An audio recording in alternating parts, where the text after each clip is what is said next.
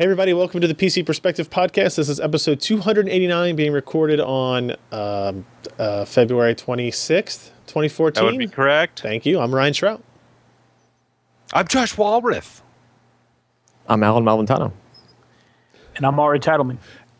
Almost every week that the introduction screws him up. He gets oh, I gotta put the mic down. Alan will catch on one of these days. We're only on the 289th episode. He wasn't a part of all 289, so I guess I'll cut him a little bit of flack. But you know what's sad? Well, many things is that I started on like 34. Okay. 33. Yeah. And it's 289. And you were never the same since. You can do the math. Oh goodness. All right. So let's. It's been an interesting week. There's been quite a bit of news. Maybe more than we had kind of expected. Some of it is stuff that we created ourselves, and others is that kind of like yellow journalism? You create the news? Does that mean I'm scared of something? I don't. No. Like historical context, like the war with Spain after the, yellow journalism. Josh, stop talking. I'm trying to fix your shot. But continue. Oh, I'm sorry. Yes, we're continuing. So thank you for joining us. If you join us live, you can find us. If you're joining us live, you know where you can find us. It's pcper.com/live. And if you don't know when we're going to be on, you can do one of two things. And actually, I'd recommend both. If you go to pcper.com, you check the right-hand side, you'll see a schedule that lists when our upcoming shows are, when we'll be live. It's even got a handy countdown timer. So you don't have to know what time zone it is. You just need to know how long it is until 6.5 hours from now, or 1 day and 6.5 hours from now. So it's pretty handy for that. The other way that you can figure out when we're going to be on or know when we're going to be on is to check out our subscription page, which you can find at pcper.com/subscribe. And here, all you do is give us your name, give us your email address, hit submit. It sends you an email so that you can verify it, and then you get to watch PC Perspective live, as this icon indicates, which is amazing. It's amazing. We don't use it for anything else. We only send it out for notifications on there. It's a growing list. It's a great community. They don't talk to each other because they're not allowed to. It's really just you get messages from me once or twice a week. So check that out if you can. We would appreciate it. pcper.com/subscribe. So let's talk about a news that happened. Starting with, last week we talked about the GTX 750 Ti. It's a video card. It was released. It was the first Maxwell GPU. We won't talk any more of the detail about the card specifically, except for a couple of interesting secondary stories that came out with it. The first one here is called an upgrade story. Did we? Yeah. Did we talk about this? Yeah. I didn't see it on the list last week. It's on the show notes. You sure? Yeah. Hey, did you know you could upgrade your system with the GTX 750 Ti, guys? You know what? Some guy last week complained that 20 minutes into the thing, we were still talking about the 750 Ti. It was a rather important article. It was, but the piece of technology was fascinating. I'm sad now because I was almost positive I had checked that, but Ken tells me that I'm wrong. Ken tells you that you are wrong. Okay, often. Fine. Well, yeah. I can be wrong. He tells me that I'm wrong. Hey, Ken, fix my screen. He tells me that I'm wrong, but he doesn't always mean it. Okay, well, let's move past that upgrade story. Let's talk about the Origin PC Eon 17 SLX, monstrous gaming laptop. If you have an extra $4,500 and you've been wondering what could I possibly spend $4,500 on? I could think of a few things. This is one of them. This is one of those things. So it's a 17-inch gaming PC. It's quite large. It has an okay keyboard, an okay trackpad. It's not really meant for those kinds of productivity tasks, but it does okay. But it's a rather thick machine. It has a Core i7-4930 MX processor in it, which is Haswell, not Ivy Bridge E, as the kind of model number would indicate. It's a quad-core hyper-threaded part. It has a pair of NVIDIA GeForce GTX 780M 4GB buffer cards in SLI. So the system has 8 gigs of frame buffer, which is It's obviously 4 gigs addressable because it's SLI, but that seems like a little bit of an overkill there. We have 16 gigs of Corsair Voyager DDR3 1600 memory. You've got a pair of mSATA SSDs, one Western Digital 750 gig hard drive, 802.11 AC, 1920 by 1080 screen. It's a matte finish, which we like. Blu-ray reader. It has Thunderbolt, which is kind of interesting. You don't really see that on many machines at all, let alone laptops, especially not gaming laptops, but it's pretty cool to see. And it does have that unfortunate price tag of $4,500 or so. It's like if you look at the profile pictures here, you can see it's a fairly thick machine. It has cool lights on the back, though. It's not bigger than a bread box, but it's close. It's maybe a panini box. You can see on this side it's got gigabit Ethernet. It's got 4 audio connections. You've got headphones, microphone, line in, and then digital out as well. On the other side, you can see the optical drive with the upside down stickers. You've got USB and eSATA. Alan will appreciate that. 2 USB 3.0 ports. There's your Thunderbolt port. And then on the back, it's so big it can have ports on the back. You've got HDMI, full-size HDMI, 2 more USB 3, and your power connection. It's like a nice and the turbine exhaust. Looks like a really nice air cooling. Yeah. It does okay. I mean, these kind of gaming machines get loud, and I'll show you here. So you can see it's got like a backlit trackpad, like the logo lights up. Kind of neat. The screen is a matte finish. I thought it looked pretty good. It's 17 inches, so it's big enough that you can game on it natively, relatively comfortably. But obviously, if you're going to be gaming on it, you know, in a fixed place, it might make sense to have an external display with this much power. Take a look at the inside, though. This is a lot of cooling going on in here. So on the left, you have one of the 780Ms, and on the right, you have one of the 780Ms, and in the middle, you've got the 4930MX processor. You can get your Corsair memory, you got your mSATA, and right here are your hard drives. This tiny little thing is the battery. It lasts 37 seconds.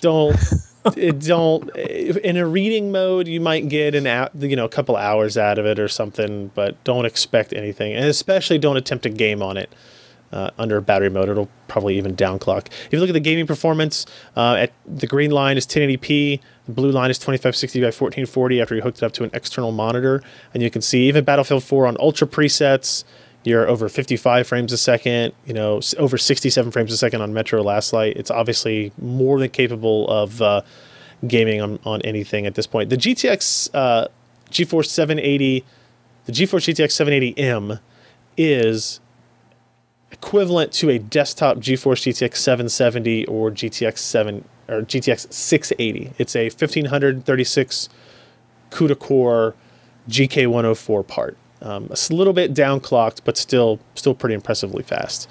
And like we said, the total price on this is $4,500. It's we did a video of it if you want to check it out as well. It's I can't recommend these type of systems to people really because of the price. Because you could buy 4 Corvette tires for half of that easily. Right. Yeah, you could buy the replacement Corvette tires that I need. Ryan, the most important question is how long do you have to Bitcoin mine on it to pay for it? A long time, because it's got GK104 in it, and it costs $4,500. The type of person that wants a really, really high-end gaming laptop is a very specific person, right? The benefits of it is it's semi-portable. I don't want to call it a portable machine, but it's mostly portable. If you go to like QuakeCon or if you go to other LAN parties fairly frequently, the convenience of having a gaming laptop is pretty awesome, right? There are some drawbacks: screen size, keyboard. If you don't end up bringing an external keyboard with you, but in terms of what I see people bring to LAN parties, where they've got a pull cart with a desktop and a monitor on top of it. And then they got their keyboard and mouse and all the power cord and all the accessories they need. This gets rid of most of that for you. And you can get this specific machine for I think it starts at $2,000 with the lowest end quad-core processor. I think it has a GTX 750M single GPU in there. So you can get this significantly less. The one they sent us just happened to be like the biggest, beefiest option made, right? It's whatever's sexy out there, so... So did you ever do the massive benchmark in Quake 2 on that? The Quake 2? No, I did. It ran at 1 million frames a second. Pretty much, yeah. 1 million frames a second. at least. Massive. On the other side of the laptop scale, I would encourage everybody to go to the site and read Steve's review of the Lenovo ThinkPad X240 Ultrabook, which is a, well, I guess we'll call it a business-oriented machine, but it's really just high productivity. The Lenovo X200 series has been very popular. I still use an X230 to this day. I used a 200, a 201, and a 220 before it. And the 240 has some interesting changes. They changed the keyboard around again. It's still a 1366 by 768, 12.5-inch screen. It's got its Haswell Core i5 4200U, which is very similar to the processor like in the MacBook Air, right? I think that's a 4250, maybe. 8 gigs of memory, although only one DIMM. Integrated Intel HD 4400 graphics, so again the lowest end of what's available on those Haswell parts. And if you want, it's a very, very well done review. Steve did a great job of talking about all the changes that came with the move from the 230 to the 240. You still got your VGA port, so that's really important, but you also have display port as well. You can see some of the internals in here. He talks about battery life. That's kind of interesting. It's really, really, really good. I thought it was interesting. The laptop has an integrated battery, an integrated 3-cell battery. And then this section right here that you see in this picture is for a secondary battery. It comes with a 3-cell, and I think you can buy a 6-cell, right? So the 6-cell stands out a little bit. It's a little bit thicker there. So the result is, the battery is just big boned. Yes, exactly. It's not thicker. Yeah. You don't want to hurt its feelings. No. So the 240 X240 with the 6-cell external battery included is getting 22 hours and 10 minutes of battery life with the reader test, right? Compare that to the 18 hours and 40 minutes. The T440S was 22 hours and 10 minutes. And you compare that to like the Lenovo IdeaPad Flex 14 at under 9, MSI GE40 at under 8.5, the Yoga 11S at under 7. And you can start to see that this is huge amounts of battery life. Steve comments in the story that do people really need that much battery life? Do you need more than a 12 to 15 hour workday worth of battery life? And you may not specifically need it or every day or in frequent uses, but it may be something where you forget to plug it in overnight or something like that, where you really, really want that battery life. For me, that's still on a phone and a laptop. And you just discover House of Cards, and the next thing you know, it's 6 o'clock in the morning, and you got to go straight to work. Exactly. Yeah, it happens to me all the time. It happens to me all the time. So battery life for me is still like one of, if not the most important thing in laptops and phones, ones that I'm using every day in a mobile kind of setup, right? Performance, I love these types of graphs. The T440, the X240, the Flex 14, and the Twist, all like essentially the same performance. They're all using the same platform and processor there. So check out that review, the X240, if you're interested in that. He goes through a lot more positives and negatives involved in this, and it did end up getting a silver award. You can see comparison here, the 240 versus what's that? The 220? I think that's a 220. Yeah, it's got a express card slot on it as well, which is interesting. So good job on that review. Let's see. Let's talk with Maury next about an article that went up today. The Antec KUHLER, KUHLER, H20 1250 all-in-one liquid cooler. So, Maury, tell me about this this particular CPU cooler. What was good? What was bad? Antec really has an innovative design with this all-in-one unit. They have, if you notice on a picture, Ken, if you could show them the first, not that one. No, there you go. That picture there. If you can, in that picture, those two bubbles that are above the fan, those are actually pumps. So this cooler has dual integrated pumps. So let me get this straight. Let me get this straight, Maury. Yeah. Can you put your face in between them and motorboat the pumps? If you like to get bloody, yes, but most people don't. Typical.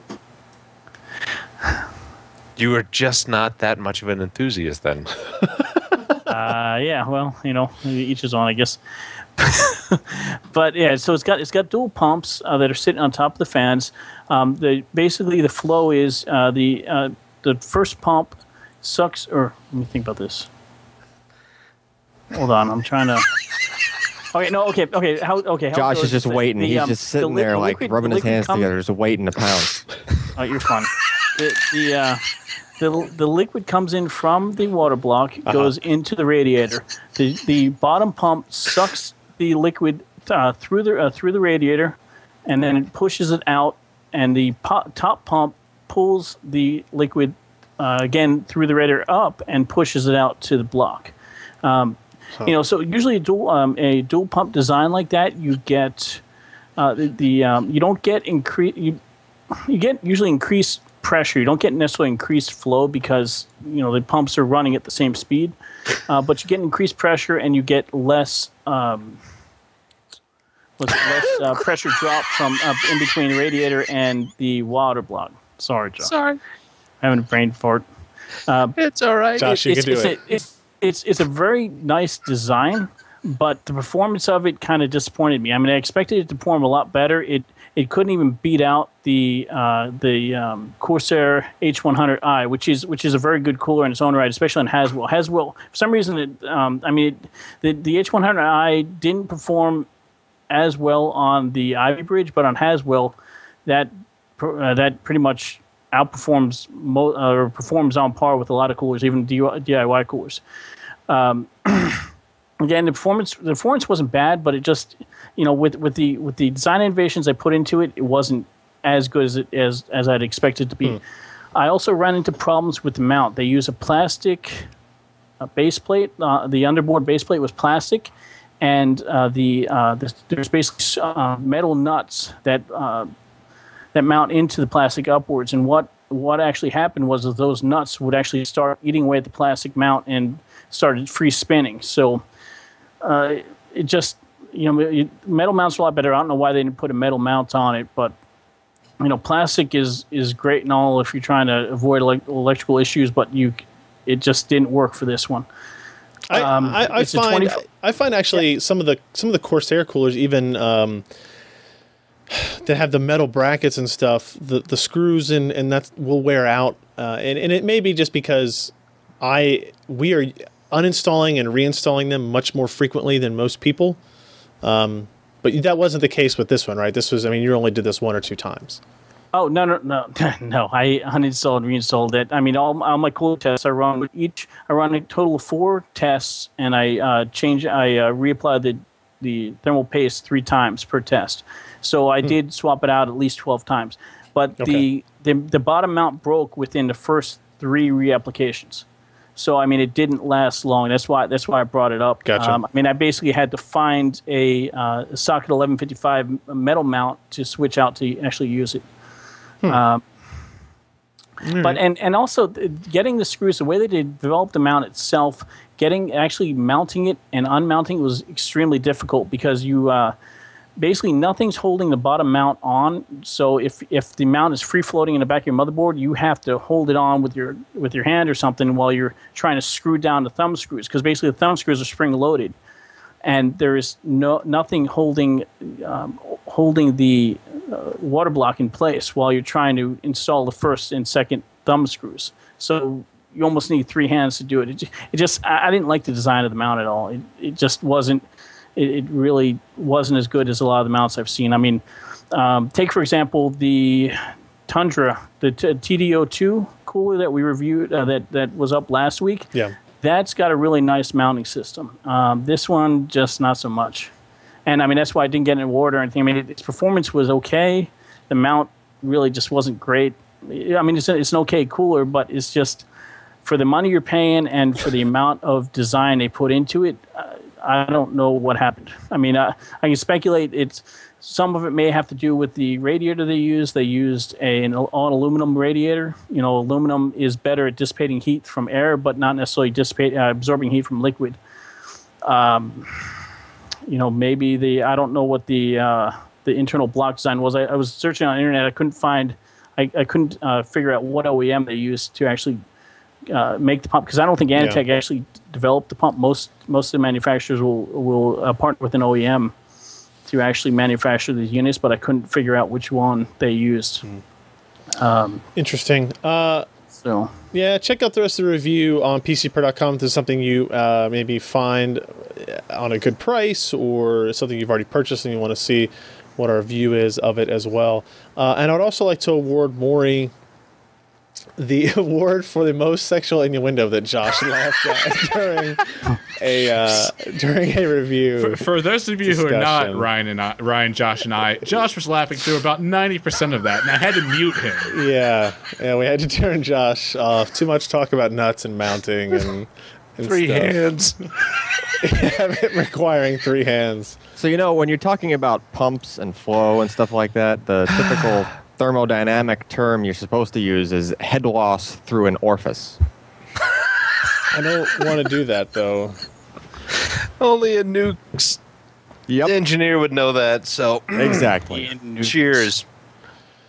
You do lose head when you flow through an orifice. All right. So I think this is as good a segue as any into our new sponsor for the PC Perspective podcast. A returning celebrity, if you will, to the show. You will recognize the voice. We do not have his face. But a Coolermaster has joined up on PC Perspective. They're sponsoring our podcast. They're sponsoring the site. And we have Rajiv back into the fold. He's part of the family again, guys. And we are super excited to have Coolermaster advertising the PC Perspective podcast. Ken, are we ready over there? Here we go. The Pulsar aluminum gaming headset by Coolermaster features 42mm drivers that deliver clear highs and powerful bass, immersing you in the action for a perfected audio experience. The aluminum ear plates can be customized to your personal style for a truly unique look. Built for customization and optimized for sound, you can learn more about the Pulsar at coolermaster-usa.com. All right, there we go. Thank you very much for Coolermaster for sponsoring our podcast. I hope you guys go check that out and support them for helping to support us, even though it did follow Josh's uncontrollably amateurish outbreaks of laughter. No, Rajiv knows us very well. He knows Josh very well. He knew what he was getting into. Oh, goodness. Okay, so let's talk about the news that happened this week. And in particular, I want to start with one topic that actually came up today. This is a story that was first reported at the Tech Report. Scott over there got a tip from one of his readers about some session notes for the upcoming Game Developers Conference in San Francisco next month. I think it goes the 18th through the 15th through the, I don't know, whatever it is. It's sometime over there in March. And some of the tips we're talking about updates to DirectX and updates to OpenGL. In particular, there's 2 sessions that we want to point out here. One is titled DirectX Evolving Microsoft's Graphics Platform, and this is the description. For nearly 20 years, DirectX has been the platform used by game developers to create the fastest, most visually impressive games on the planet. However, you asked us to do more. You asked us to bring you even closer to the metal and to do so on an unparalleled assortment of hardware. You also asked us for better tools so that you can squeeze every last drop of performance out of your PC, tablet, phone, and console. Come learn our plans to deliver. And then the second session is titled DirectX Direct 3D Futures, and its description is, come learn how future changes to Direct 3D will enable next-generation games to run faster than ever before. In this session, we will discuss future improvements in Direct 3D that will allow developers an unprecedented level of hardware control and reduced CPU rendering overhead. So let's compare that language to a line that Josh wrote in the initial Mantle reveal story after the Hawaii Tech Day. He wrote, it bypasses DirectX and possibly the hardware abstraction layer, and developers can program very close to the metal with very little overhead from software. And all this should sound very familiar, Josh. What do you think about what we know so far about the sessions and the descriptions and what that may mean for the next DirectX, possibly assuming it to be DirectX 12? It's going to be a long ways out. Oh, you think so? Yeah. This is not and especially with Microsoft. They're not exactly fast with changes. And this is a major change from their previous way that they programmed DirectX. And even though they probably have some experience with dealing with Glide, S3s close to the metal, these other guys that did these early, very thin APIs that Microsoft had to kind of deal with. But that's been 15 years since we last saw that kind of programming. Now, AMD came out with Mantle. You can see the issues that Mantle has had in, they've been working on it for a while. They released it. I mean, they didn't release it back in August, but they exposed developers to that. They'd been working with DICE on the Battlefield 4. And it's taken a lot of man-hours to even get it to where it is now. I mean, it's not a simple process. And Microsoft, they don't want to break things. Last thing they want is a lot of bad publicity. And so they're going to make sure that they do it correctly. They do it right. They do it in a solid, stable fashion. And it's going to take a while. And then they got to work with AMD. They got to work with NVIDIA, Intel. You don't think that this is maybe something they've been working on for a while? No. I mean, I really don't. Okay. I don't think this is necessarily a knee-jerk reaction, but I think that their focus has been elsewhere. I mean, they've tried to get Windows RT off the ground. They've tried to get Windows Phone up and running. They've tried to fix all the issues with Windows 8. They've been developing Windows 9. They've been getting away from Windows, gaming games for Windows Live. I mean, it's just they've got a lot on their plate. They got a lot of things they have to fix. They've got a lot of things they have to do. And now that they have seen Mantle and what it potentially could do and what it means for gaming, and they look at consoles and they see that, for themselves, they still have a pretty fat layer that they go through with the Xbox 360 and the Xbox One. But they can, obviously see the benefits of getting closer to the metal, getting developers there. I guess I don't know any different. They've been shutting down their DirectX guys for ages. Yeah, I don't know anything other. I mean, it does say come see our plans to deliver, not come see how we deliver, right? Future changes to Direct 3D, things like that. So it's possible that it's not going to be like a this year type time frame. But I don't know. Microsoft has done so little with DirectX over the past couple of years. And either we assume that they have been doing nothing or they have been doing something but not to the point where they could discuss it. You would think if Microsoft had been working on this for a while, that AMD would not have gone full bore with Mantle, right? Well, DX11 was released in 2009. That was a long time. Do you remember that QuakeCon where we saw the first DX11 hardware, and now it's 2014. And we've gotten, 11.1, 11.2? Yep. And those are very, very minimal updates. They are.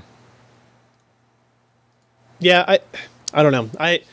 I want it to be out sooner than that. It's also, I want to point out here that OpenGL has a session as well called Approaching Zero Driver Overhead in OpenGL. And they talk about this group, AMD, NVIDIA, and Intel.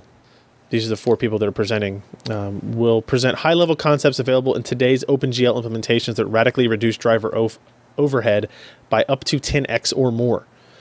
These techniques can be applied to all major vendors. That's kind of interesting too, and that they don't insinuate that there's any kind of new version necessarily coming, but that there are methods, maybe modules for OpenGL that can be applied to reduce overhead. So it'd be interesting to see what their take is, what their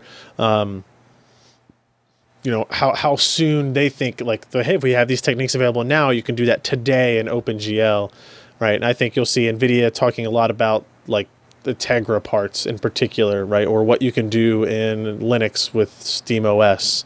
Maybe some of that is in there as well. Yeah, and I mean, DirectX and OpenGL are both pretty bad at being multi-threaded. Yes, they do have some multi-threaded optimizations in there, but the overhead and just the very nature of these APIs that they kind of push single-threaded for rendering. So the game engine can handle multiple threads. It's like, hey, let's throw one off for sound.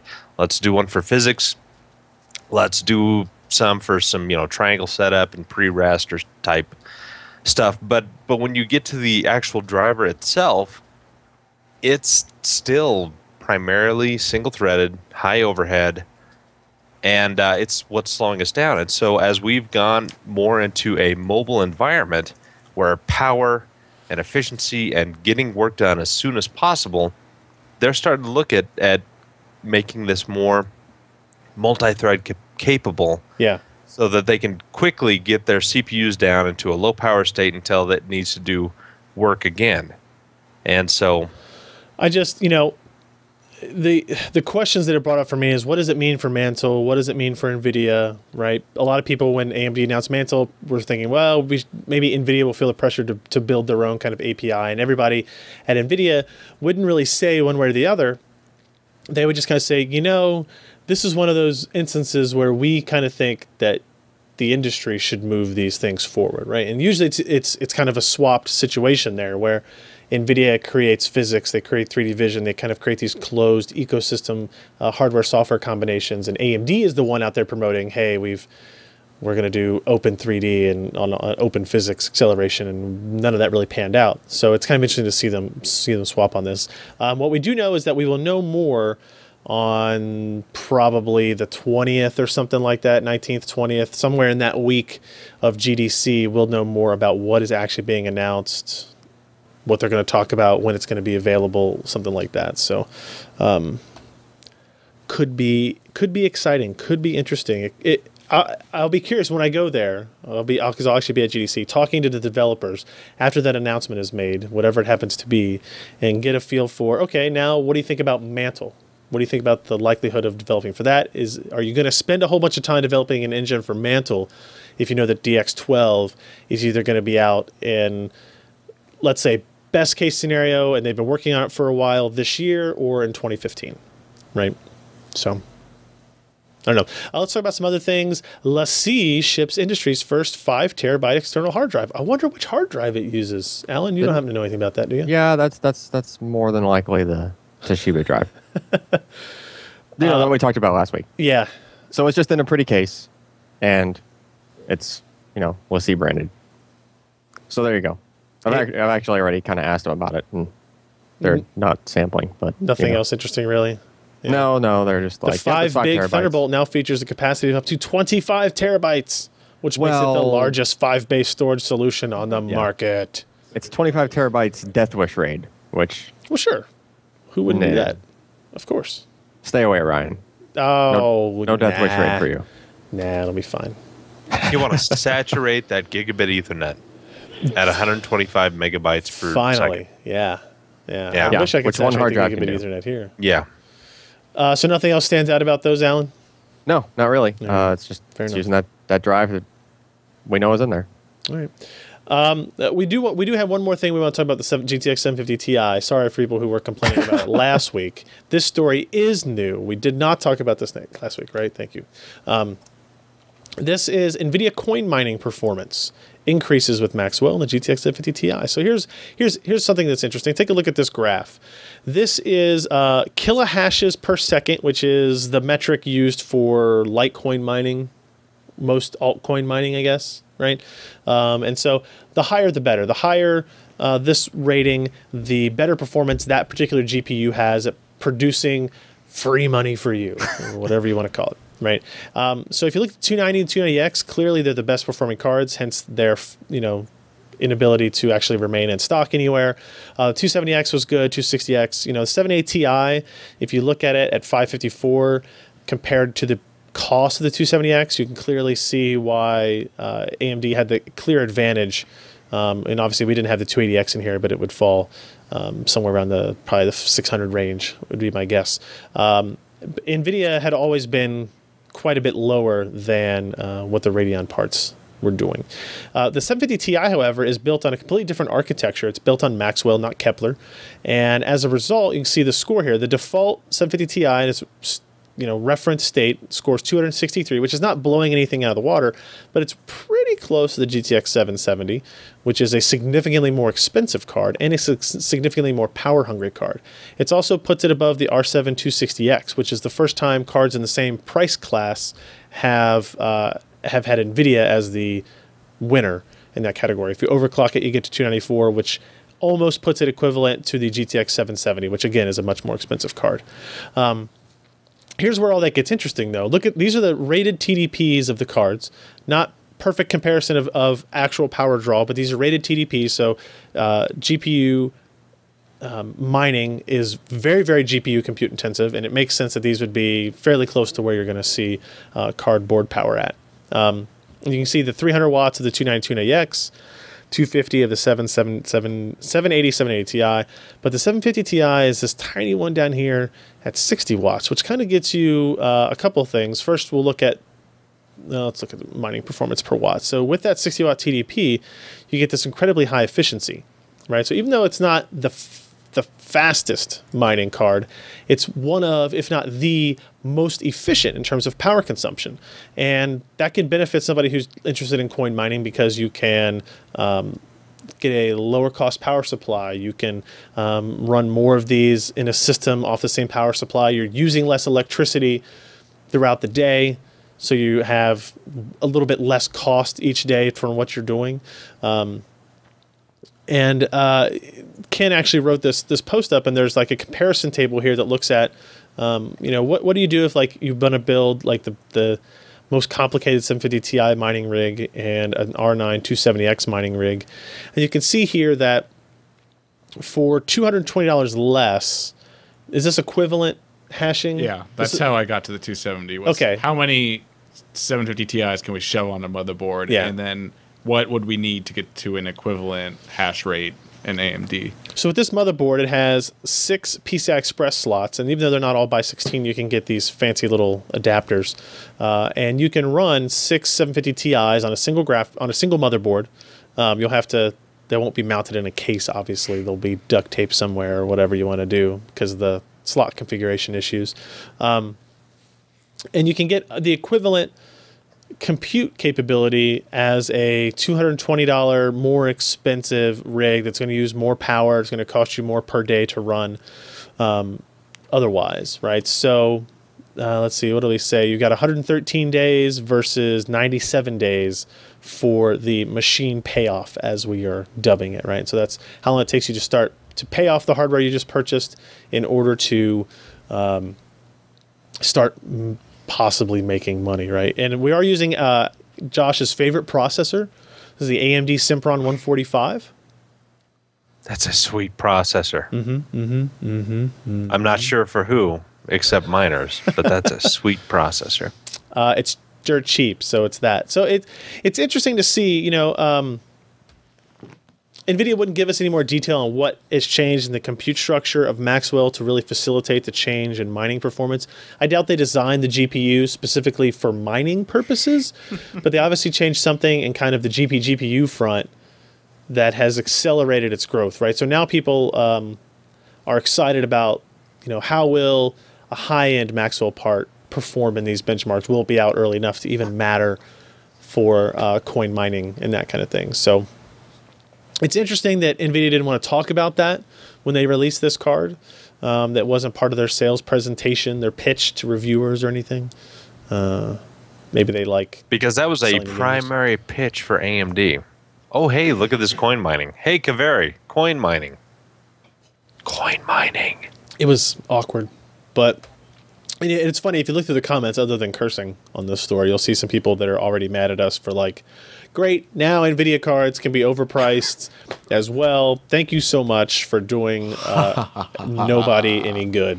So because nobody else would do this kind of research, just you rat I think I was the only person to ever test You know, you're like Pandora, letting the evil out of the box. You're like that Titan who got his liver eaten out on a daily basis for giving the users fire. Prometheus. Yeah. Sure. I'll do that. I can call you another P word if you'd like. Nope. Let's move on to the next story. NVIDIA updates Tegra Note 7 with LTE model and KitKat 4.4.2. Nothing dramatic here. The Tegra Note 7 is a $199 Tegra 4-based Android tablet, 7-inch, as you would guess. They are updating it with a version that comes with an LTE modem, the NVIDIA i500 software LTE modem. Enables support for LTE and HSPA bands in the US, so the fact that there's no CDMA means that you'll probably find this on AT&T and T-Mobile networks. That's what it'll be compatible with. This is not the Tegra 4i SoC that has an integrated i500 modem. Yeah, this is a separate part, and it's going to cost you $100 more. So it's $299 for a 7-inch Tegra 4 tablet with LTE support. Obviously, you have to get your own data plan and all that kind of stuff. So the $100 markup is a little bit more than what Google charges you for a Nexus 7 with LTE. Their upcharge is $80 for the Nexus 7 LTE versus $100. But you know, it's within reason. And then the Tegra Notes, if you have one, got updated to KitKat 4.4.2 version of Android as well. So they're keeping up their part of the bargain and keeping the systems fairly close to update. I mean, 4.4.2. Other than Nexus devices, I don't know if anything else even really has it yet, but they're doing a good job keeping them up to date and keeping them, modern, which is a plus. I don't know if the 4.4.2 came out for the Shield or not yet, but if it, Ken thinks it already happened. If it didn't, it will soon. So that's the Tegra Note 7 LTE, as the name would indicate. But this didn't have the Tegra 4i, but there was a phone announced at Mobile World Congress has the Tegra 4i, and it's called the Wiko. The Wiko Wax. It's a European phone. It is built on the Tegra 4i. Josh, did you know that the Tegra 4i is not a Tegra 4 with an i500 in it? It's Tegra 4i is a Cortex A9 plus a mini i500. Correct. I thought Tegra 4i, I knew it had fewer GPU cores. I did not know that it was A9 instead of A15. So it's still power efficiency. Yeah, it's still a 4+1 design, 4 cores, the 5th one for power saving or whatever. But it's A9 instead of A15, and it has 60 GPU cores instead of 72. And then it obviously has that schmancy i500 modem in there. So I think there was actually a second phone announced, the Tegra 4i, but I didn't catch what it was. Well, what's nice about the Tegra 4i is that it is Cortex A9, but it's Rev 4. So you have a much better per clock performance as compared to, say, like the original Tegra 2, which was, I think, a first revision of the Cortex A9. Fair enough. Night Rider's pointing out in the chat, I think it is the LG G2 Mini. This is the other Tegra 4i device. So they're out there later than we would have expected, later than NVIDIA maybe wanted. But they're out there. Speaking of Mobile World Congress news, how about a little update on Atom? The Silvermont architecture that was released last May, or it was at least revealed last May, is now finally going to find its way into phones in the form of the Intel Atom Moorefield and Merrifield processors. These we saw Silvermont first in Bay Trail. And as the Atom Z3700 and Z3600 parts. And now we have the Z3500 and Z3400 parts. And it's a little bit complicated looking at this diagram. The Merrifield is the smaller of the two parts. Moorefield is the larger of the two parts. If you look at this diagram here, maybe this will help. Let me see if I can shrink that down just a little here. So the Merrifield is a dual-core Silvermont up to 2.13, and then the Moorefield is a quad core up to 2.3. So it doesn't have hyperthreading. Refresher, this is a brand new out of order execution architecture built on 22 nanometer process. Interestingly, these parts, unlike Bay Trail, do not use Intel HD graphics. They are using PowerVR graphics. The G6400 on the smaller chip and the G6430 on the bigger chip, both quad cluster.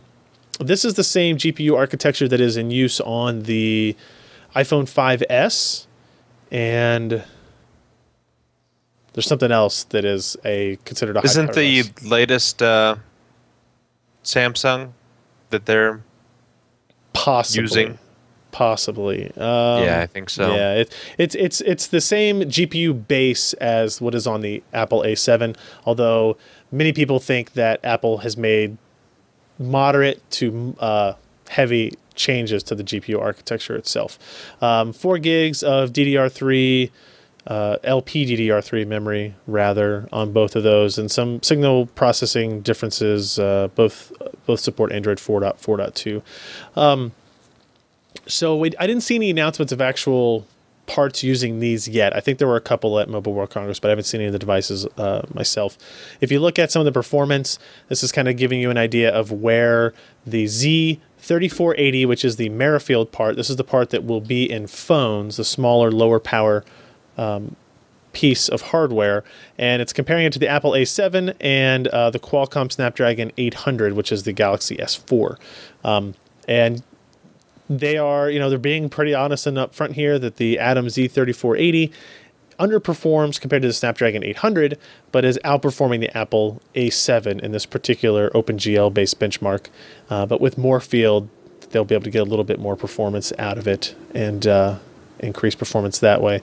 If you look at CPU benchmarks, they are claiming that they are outperforming both the Apple A7 and the Qualcomm Snapdragon 800. Obviously, this is a very small subset of the benchmarks and real-world tests that we would use when we actually have these platforms to do power testing, performance testing, but it's good to see that. They did have one interesting note in their presentation, which is on 64-bit potential, not performance, but potential performance, because there are some complications with getting 64-bit benchmarks and applications to run on Android today because of kernel mode versus user mode issues. And they were able to get some of these these kind of spec-based tests to actually run. They're seeing anywhere from like a 14% increase in like lame audio encoding, which is okay. Lame. Thank you for that pun. I'll wait Yeah. for somebody. Versus up to 34% better in, say, the CPU 2000 chess benchmark, right? Take that for what you will. So interesting that they're saying, hey, look, these are the performance advantages that you get with 64-bit.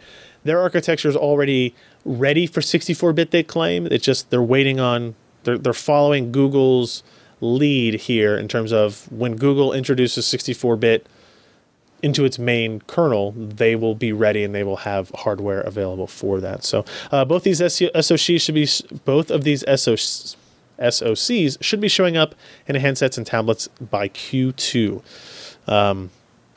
Intel only had a couple of design wins for Clover Trail Plus, which was their last kind of phone-based device or their phone-based SoC.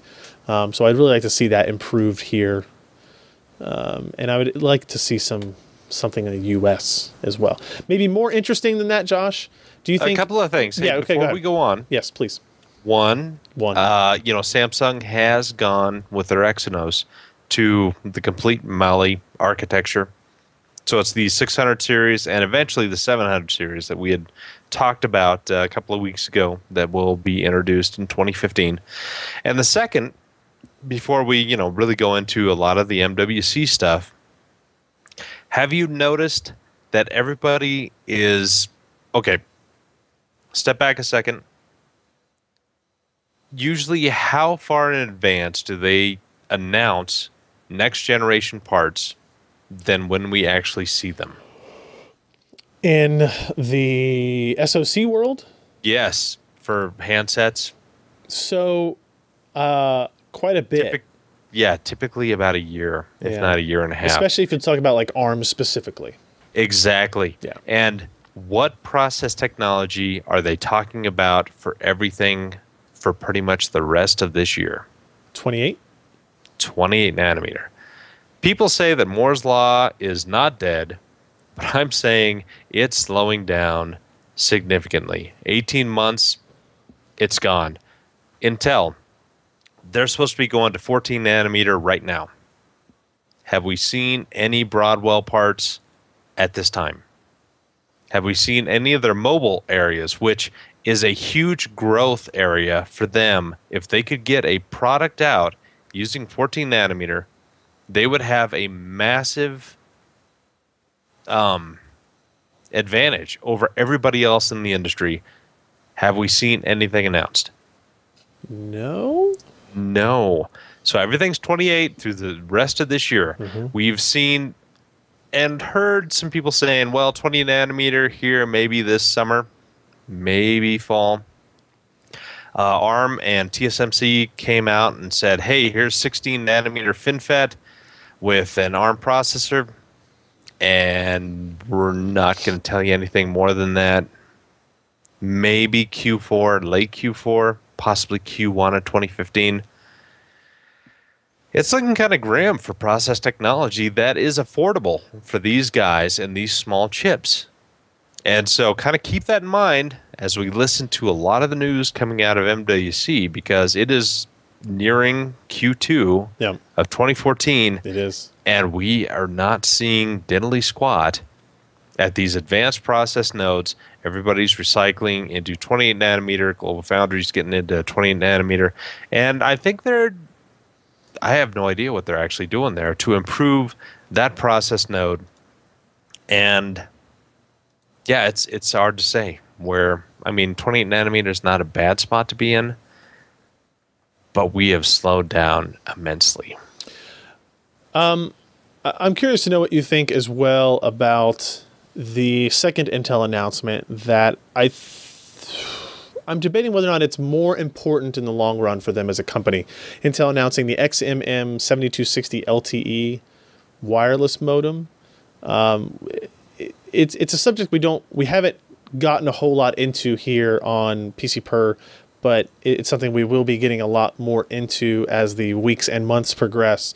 And this is a LTE-Advanced modem that is supporting basically the maximum level of specification features of LTE technology today. Things like carrier aggregation. You've got up to 300 megabit per second data rates. Both of those are kind of leading the pack, or at least matching the leader, which is Qualcomm with LTE modem technology. Cat 6 capability is that what's up to 300 megabits, and carrier aggregation are the big changes here. It does support LTE, WCDMA, HSPA, Edge. So you've got complete coverage, global coverage on this device. A whole lot of... I guess I don't really know what to dive into too much here, Josh, about what the modem means. You know, Qualcomm has kind of had a stranglehold on the LTE modem market for a very long time, basically since its inception, and whether or not the 7260 LTE or the XGold 726 is going to change anything.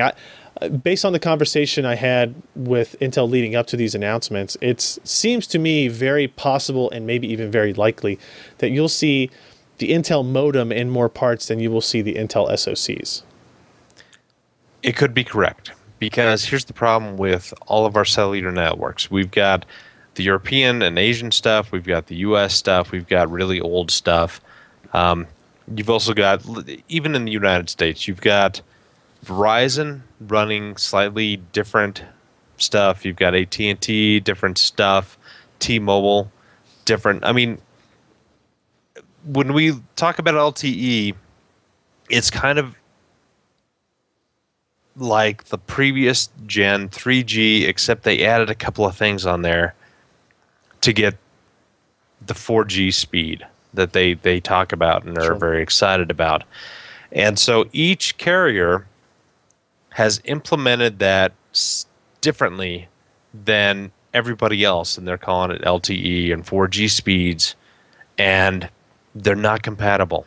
There are significant differences between each one. And so when guys like NVIDIA come out with an Icera modem that can be programmed for different things, that can handle that to a certain degree, because, again, you can reprogram it and be able to adjust to the different carriers, individual inconsistencies that we see. If Intel has designed this kind of functionality in there, then yeah, I would see and would expect them to be able to sell to a lot more people than just their SoCs, because they've got x86 SoCs.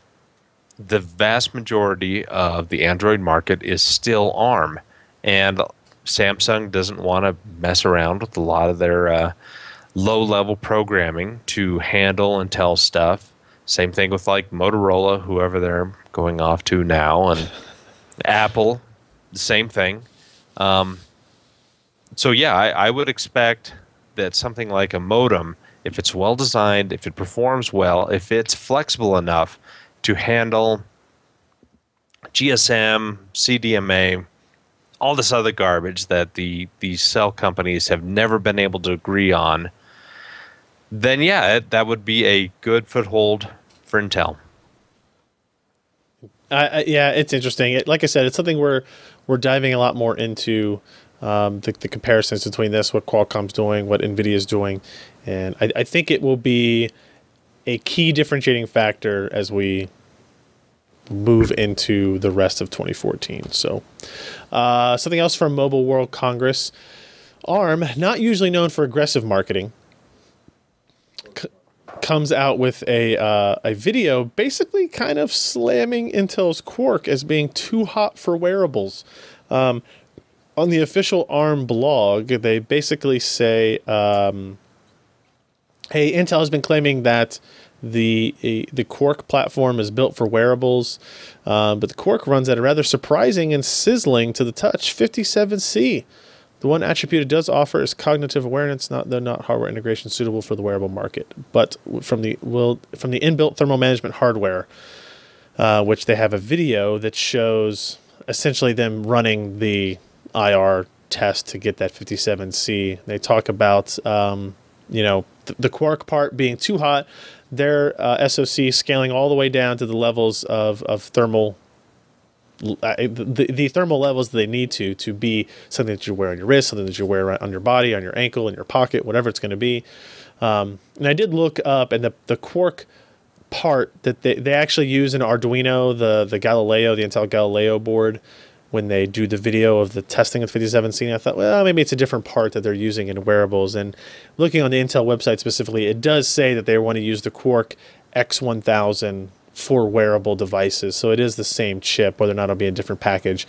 Again, it's vendor provided information, so take it for or with a large grain of salt. But it's kind of interesting to see ARM getting a little bit aggressive, getting a little bit antsy about some of these. They can afford to, because they've got guys like Samsung and Qualcomm and TI and NVIDIA continuing to license parts from them. And Intel is just scrabbling for, 0.2% of the cell phone market? Yeah. They can talk a lot of smack. They can. And as they get more competitors in this market, obviously their marketing and their kind of stance for it will change and progress as well. Alan, let's bring Alan back into the discussion area here. Alan, come on back. Is he going to swing the... Come on back. Oh, there, he swung it down. Yep. Yeah, I saw it in real time happen on our screen. I don't know if you can see it on yours. So Western Digital launches a purple drive. Yes. Is it made for candy? No. Oh, well, tell me about it. It's also not made for epilepsy awareness.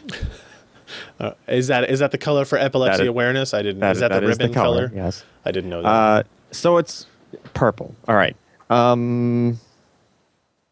Not red, not green. That's probably a good way to explain it, and it's literal too.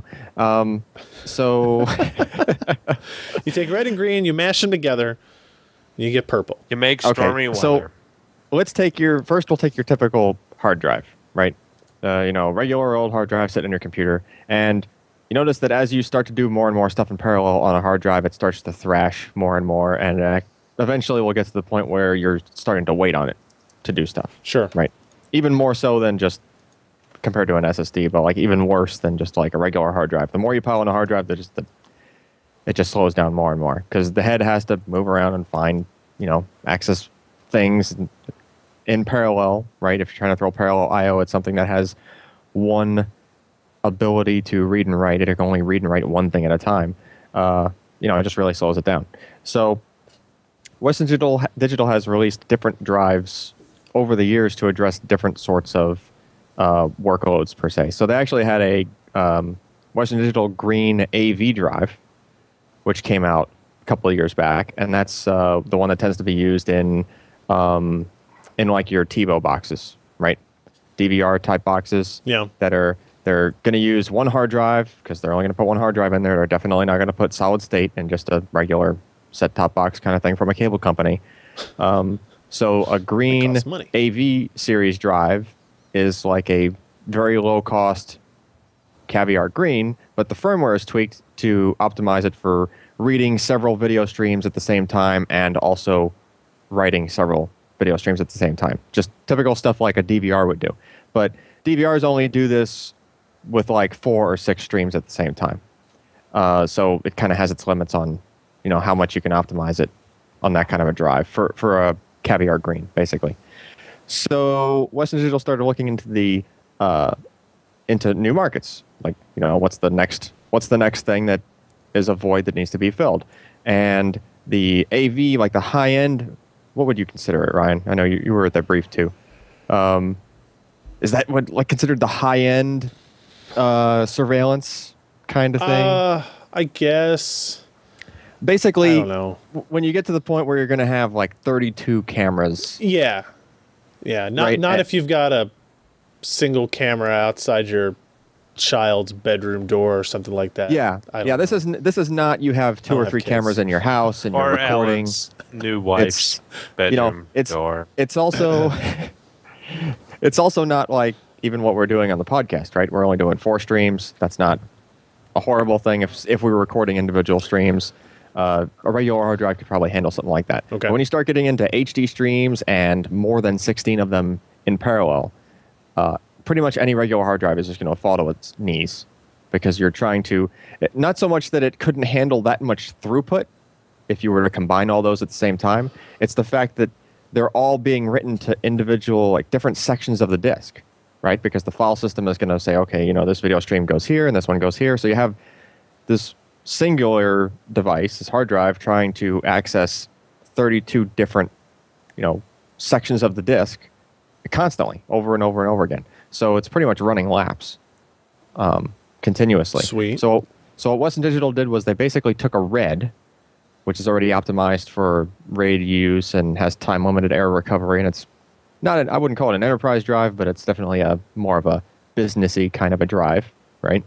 And they totally tweaked the firmware on it to be able to handle up to 32 streams in parallel without really thrashing the disk. So they actually claim that if you were writing 32 HD streams to it simultaneously, the drive would be idle 50% of the time. So you're only basically using half of what its capacity is, what its throughput capacity would be, which is pretty cool, right? It basically, I would imagine it's just doing some sort of buffering and like at the drive level, and it's just making it so it's not doing a bunch of really tiny slices in 32 different places. It's probably writing larger chunks as the head spans the disk and makes its round, so to speak.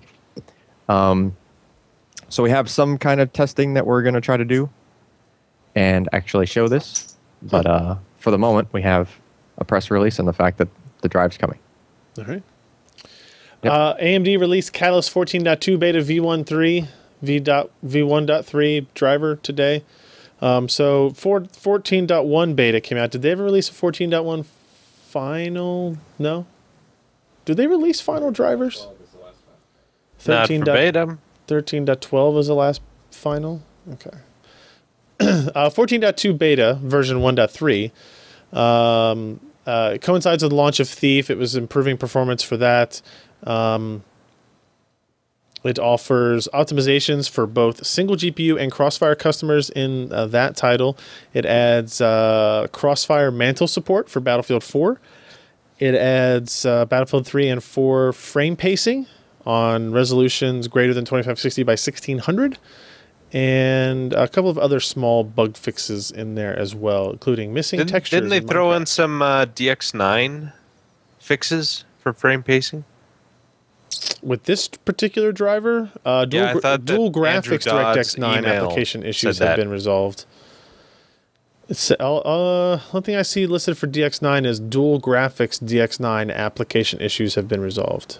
Oh, okay. Yeah, I think they would have made a bigger deal if DX9 had been fixed on frame pacing, considering how much I complain about it.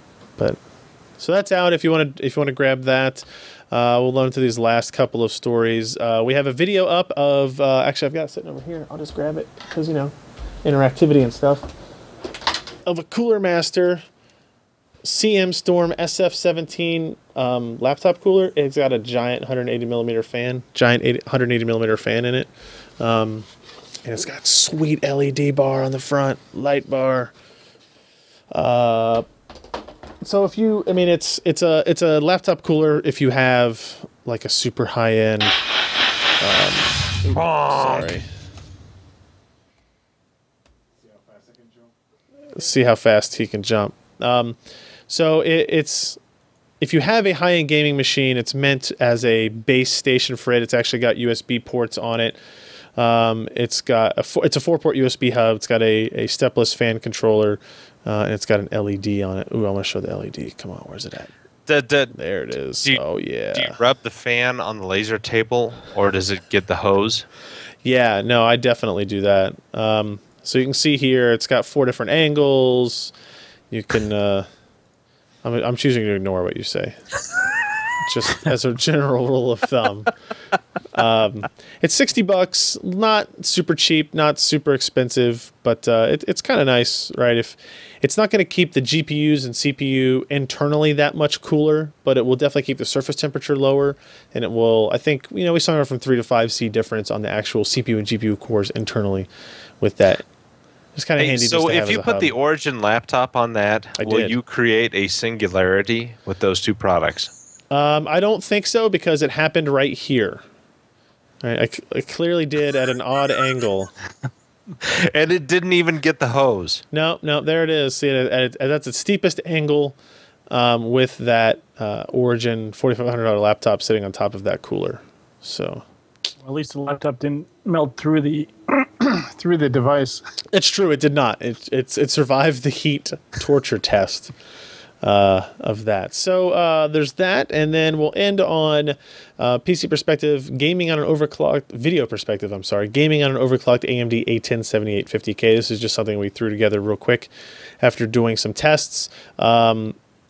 We always knew that the APUs from AMD were more sensitive to memory clock speeds when it comes to graphics performance, and this test more or less proves that. You can see we ran tests at a stock performance level, which is DDR3 1600 stock clock speeds. We overclocked the GPU a little bit. It goes from 720 to 1028, and then we overclocked the memory alone from 1600 to 2400 megahertz, and then we kind of combine them, run both of those, and we can see we're getting from 26 to 38% performance improvements in the average frame rate of these games, which is pretty dramatic, right? For upgraded memory speed. The problem, of course, is that DDR3 2400 memory is pretty damn expensive today. And it really doesn't, even 2133 is fairly expensive as well. But what this does show is if you have an A10 7850K or even, a Richland or Trinity APU, if you have memory that can run at a higher clock speed, if you run it at that speed, you will see advantages from it, right? And if you do that, if you have that kind of hardware, you should definitely have set it up that way. It's kind of interesting, right? That we've always seen that way, Josh. The APUs are very sensitive. I don't want to say sensitive. They respond very well to higher speed memory, while Intel's GPUs tend to not really respond to higher speed memory very well. What do you think? Yeah, it's because of the internal memory buses, and I know that's a rather generic term, but doesn't Intel have kind of a more limited ring bus architecture? They have a ring bus architecture. I don't know if it's limited. You mean like bandwidth on the ring itself? Well, Yes, because even if you turn up the memory speed at the memory controller, the graphics do not increase as dramatically as what we see with AMD with their Onion and Garlic Plus buses. Onion and Garlic Plus. Yeah, makes me hungry. Yeah. Didn't have any dinner tonight. That sucks Just for you. beer. Great. Perfect. Yes. So on that note, let's get to our hardware and software picks of the week. My selection for this week is a EVGA GeForce GTX 750 Ti. This is the ACX FTW model. ACX is the cooler. This is a dual fan cooler design. You can actually see if you look at the back of it, that the PCB actually ends about here, and the rest of this is kind of just support for the fan. Does it have heat pipes and whatnot in that other part? It does have a couple of heat pipes going through the bottom here. But I mean, what does it change from the reference design? It does have a 6-pin cooler. It runs at highly overclocked speeds. I think it's 80 to 90 megahertz higher on the base clock, and a little bit more than that on the boost clock. So you can see here, they say 35% improved power plus G-Sync ready. That's true. The reference card did not have a DisplayPort connection, while this one has HDMI and DisplayPort. So it will be G-Sync capable, which is important for anybody who is considering G-Sync and also one of these cards. So you can pick that up for $169 or $159 after rebate from Newegg. So that's pretty close to the expected retail price of $149. And considering this is an overclocked model, congratulations NVIDIA on maintaining some sort of price parity, I guess.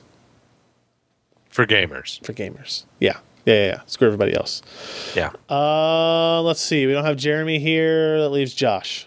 It does leave me. So, the workplace that I go to on a daily basis. Yeah. They wanted me to stop making home-built computers for them that would fit their needs like a finely tailored glove. Mm-hmm. Hopefully my CEO isn't watching this. But anyway, we had to buy some basic Dell models, and the accounting girls needed dual monitors, but these basic Dell models didn't really have the outputs. So we had to improvise.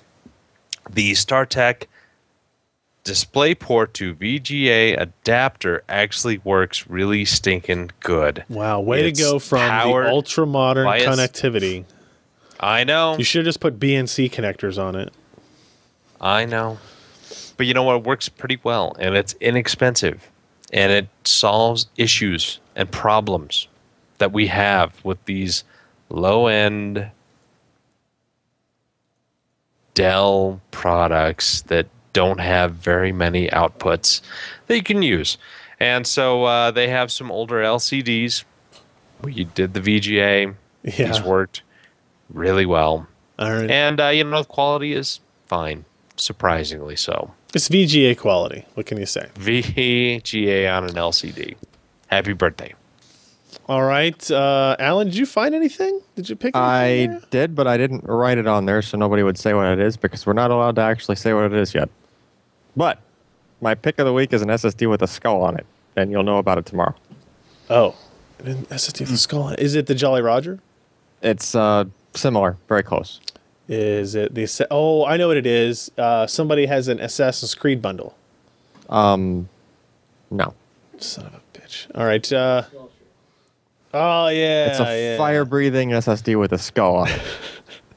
All right, well, fine. We'll skip you. Maury, what do you And I'm not kidding. It actually breathes skull? fire. What? Castle Grayskull? It's a great... Road skull. Grayskull? Road skull? Roadkill? Road skull. What? He-Man. Let's not go there. Maury, what's your pick? My pick. I had to. I actually had to buy this for an upcoming. Well, you're missing part of review that's going to get out. This is an NGFF to SATA 3 adapter. The first of all, it's cheap. It's like $20, and it actually works very well. In the testing I did with it, there was no degradation at all between using this in the M.2 slot and using the same drive connected through an SATA 3 slot. So I mean, it proves that the M.2 technology is really nice. And I mean, it's tiny. It doesn't do any. Really it's straight wires. Yeah. But I mean, it's nice to see that because with some of the what was the old one? Some of the M-SATA designs, you'd actually see performance degradation depending on the controller, how they wired it up to the board, and all that other stuff. But there was absolutely no performance difference at all. So it was very nice. That's it. Interesting. That's pretty. I might have to order one of those. It's convenient to have, just in case type of thing. I guess that's it. Based on the number of tabs I've gone through, I'd say that's everything. That's going to be the entire show for us here. Thank you, everybody, for joining us on the live stream, pcper.com/live. You can find us on our website at pcper.com/podcast. You can find this episode, all the previous episodes, links to the YouTube channel, links to the MP3 downloads, the RSS feeds. And again, we want to say thank you to Rajiv and Coolermaster for becoming sponsors of the PC Perspective podcast yet again. He is back home with us, and we feel complete now that he's back on board. And I'm going to try to convince him to come out to the studio here to do a live stream, and then we can record some ads. So we can actually get some Rajiv, some physical Rajiv. Some hot Ryan on Rajiv action. Yeah, no, I think everybody needs that, and everybody deserves that. I think after the year 2013 was, we all deserve a little bit of that. So there might also need to be a thank you to Ken and whatever software has not crashed today. Now you've gone and done it. Yeah, actually, we forgot to do that. If we had made it this far into the show, my hardware software pick of the week was going to be a revised Wirecast. Yeah. So we're going to go ahead and finish off the show so we can stop the recording. And it still hasn't crashed. We're talking about it. Shut up. Stop. I'm going to hang up on him. Yeah, it's fine. So we'll be back next week. Same time, same channel, same places. Make sure you join us. Good night, everybody. I'm Ryan Schrow. I'm Josh Walrath. I'm Alan Malventano. And I'm Maury Titleman. Goodbye.